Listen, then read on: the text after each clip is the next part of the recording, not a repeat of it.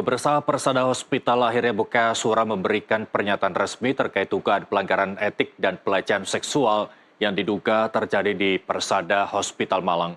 Pihak rumah sakit memberhentikan sementara oknum dokter cabul dan menyerahkan sepenuhnya penanganan kasus pada pihak kepolisian.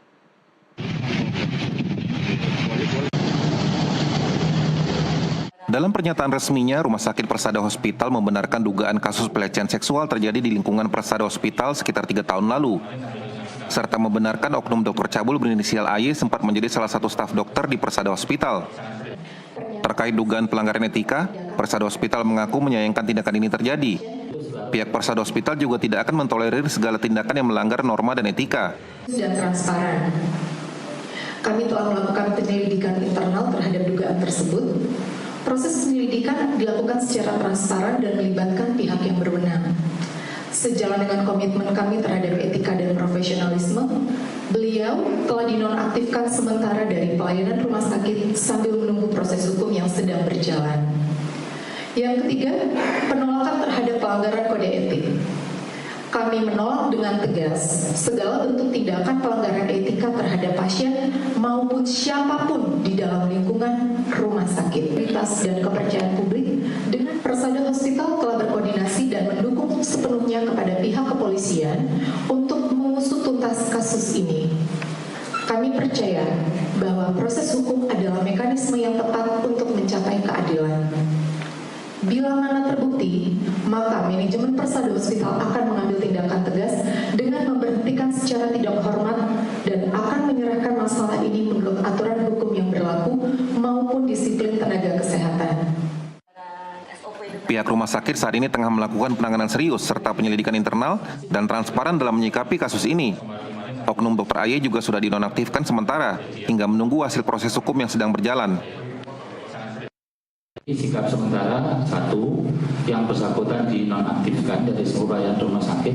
Yang kedua, seluruh kewenangan klinisnya itu ditarik kembali. Jadi itu adalah sikap dari kita di rumah sakit melalui etik dan disiplin. Pihak rumah sakit menyerahkan sepenuhnya penanganan kasus pada pihak kepolisian untuk mengusut tuntas kasus ini. Jika terbukti melanggar, maka sanksi tegas berupa pemberhentian secara tidak hormat akan diberikan kepada Dr. AY. Dari Kota Malang, Jawa Timur, Dion Pradipa, jurnalis NTV melaporkan. Sebelumnya viral di media sosial, seorang oknum dokter sebuah rumah sakit di Kota Malang, Jawa Timur diduga lecehkan pasien. Ironisnya, tindakan asusila dilakukan sang dokter saat memeriksa kondisi kesehatan korban.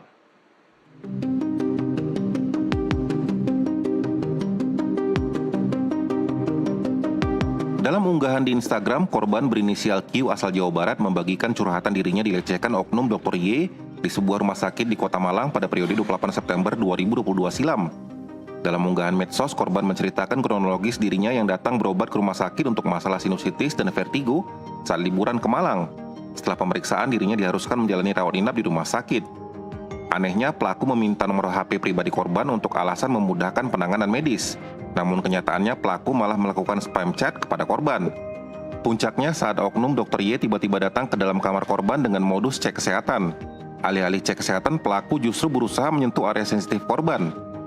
Tak hanya itu, pelaku juga sempat memotret korban menggunakan kamera ponsel.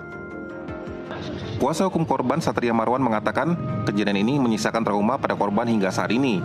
Korban baru berani bicara ke publik dan membawa kasus ini ke ranah hukum setelah marak berita kasus dokter cabul dan akan membawa kasus ini ke ranah hukum dengan dugaan melakukan tindak pidana kekerasan seksual. Kita masih, terus terang kita internal masih mendalami juga, tim hukum masih mendalami sejauh mana ini dugaan pelecehan seksual ini terjadi. Cuman yang jelas kita secepatnya akan mengambil langkah hukum ya, pidana, karena kita duga dokter ini telah melanggar undang-undang tindak pidana kekerasan seksual pasal 6 dan pasal 14. Nanti bisa dibaca di situ bahwa adanya relasi kuasa ya, adanya mungkin muslihat sehingga korban ini seolah-olah harus melakukan hal tertentu. Jadi begitu. Jadi ini juga kita lagi dalami. Cuman mungkin kita akan melaporkan korban ini secara pidana, melaporkan si oknum dokter ini secara pidana Undang-Undang TPKS. Menanggapi kasus ini, Ketua Ikatan Dokter Indonesia Cabang Malang, Sasmojo Widito memastikan sanksi tegas untuk pelaku jika terbukti bersalah karena melanggar kode etik dan norma sebagai tenaga medis. Dokter ya, terutama profesional, memang harus ikut norma. Ada 3 norma besar, norma hukum, bisa hukum pidana perdata mesti diikuti, norma disiplin profesi, norma etika, semua kan harus kita ikuti. Pelanggaran terhadap satu atau kombinasi dari beberapa norma ini pasti menyebabkan seseorang tidak profesional.